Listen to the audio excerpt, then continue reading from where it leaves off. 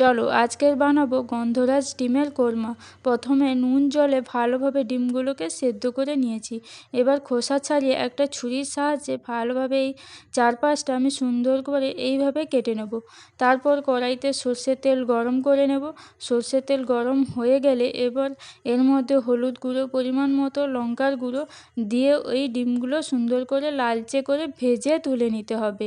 এবার ওই কড়ার মধ্যে দিয়ে দিতে হবে কুচনো পেঁয়াজ, পরিমাণ মতো লবণ দিয়ে ভালোভাবে পেঁয়াজটাকে ভেজে নিতে হবে।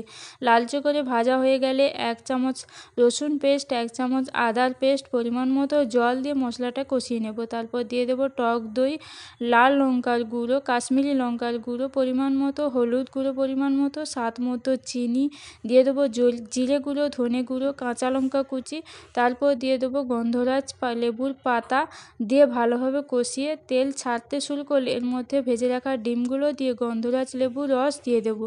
দিয়ে পরিমাণ মতো সামান্য পরিমাণ জল দিয়ে ফুটিয়ে এলে এর মধ্যে গরম মশলা গুঁড়ো ছড়িয়ে নামিয়ে নেব। রেসিপিটি কেমন লাগলো অতি অবশ্যই কমেন্ট করে জানাবে।